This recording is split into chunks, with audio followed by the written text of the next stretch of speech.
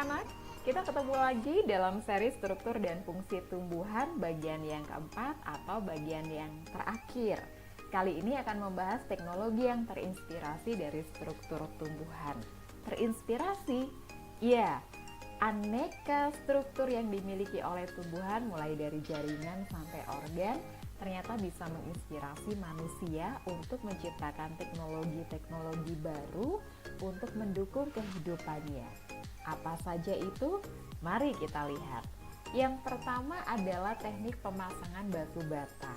Pernah melihat ya di rumah kalian masing-masing ya? Di sebelah kanan ini adalah teknik pemasangan batu bata dan di sebelah kiri adalah susunan jaringan epidermis. Betul, teknik pemasangan batu bata di bangunan terinspirasi dari susunan sel-sel pada jaringan epidermis tumbuhan, di mana mereka tersusun berseling, begitu ya. Sehingga batu bata yang digunakan untuk membuat bangunan pun disusun berseling supaya semakin kokoh dan hanya satu lapis sel. Bagaimana dengan teknologi yang lain? Baik, kita lihat teknologi fondasi cakar ayam. Fondasi cakar ayam ditemukan oleh Profesor Sediatmo pada tahun 1961. Ini sebenarnya terinspirasi dari bentuk akar pohon kelapa. Akar pohon kelapa, iya pohon kelapa yang hidup di daerah pesisir pantai ya, cukup kuat menopang batang dan daun yang tertiup angin walaupun berada di tanah yang labil, yaitu tanah pasir dan pantai. Nah, Profesor Sediatmo terinspirasi kalau begitu bisa nih ya bikin bangunan yang fondasinya seperti akar pohon kelapa. Akhirnya dibuatlah teknik seperti pada gambar di sebelah kiri dan kita sebut sekarang adalah teknik fondasi cakar ayam yang sudah digunakan di banyak tempat. Berikutnya kita lihat teknik panel listrik tenaga surya. Gambar yang bawah ini mungkin sudah pernah kamu lihat ya.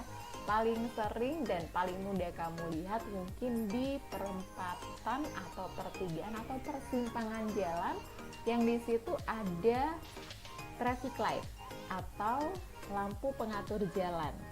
Beberapa di sudut kota sudah menggunakan panel listrik ini untuk penghasil listrik bagi lampu pengatur jalan atau juga seperti pada gambar ini adalah lampu penerang jalan. Panel listrik tenaga surya ini terinspirasi dari organ daun yang mempunyai klorofil untuk menangkap gelombang cahaya. Masih ingat ya? Sangat banyak klorofil ini pada jaringan palisade atau jaringan tiang. Akhirnya dibuatlah panel listrik tenaga surya ini yang memiliki satu bagian yang disebut dengan fotovoltaik yang bisa mengubah secara langsung energi cahaya menjadi energi listrik sehingga lebih hemat ya. Oke, berikutnya atau yang terakhir adalah teknik pembuatan air mancur. Dari mana teknik ini terinspirasi? Pembuatan air mancur terinspirasi dari konsep kapilaritas pada jaringan silem. Lihatlah gambar di bagian bawah, silem dengan seludang-seludangnya ini bisa menaikkan air dari bagian bawah ke atas. Sehingga terjadi daya kapilaritas yang memungkinkan akar dan batang tumbuhan menyerap air naik melawan gaya gravitasi bumi. Daya kapilaritas ini dapat terjadi juga karena adanya sifat adhesi dan kohesi, dan inilah yang diadaptasi oleh manusia untuk membuat air mancur. Oke, coba dilihat di sekitarmu teknologi apa lagi yang kira-kira terinspirasi dari struktur jaringan atau struktur organ tumbuhan. Atau mungkin kamu bisa melihat struktur jaringan dan struktur organ tumbuhan dan kamu bisa terinspirasi teknologi apa yang ingin kamu ciptakan di masa depan.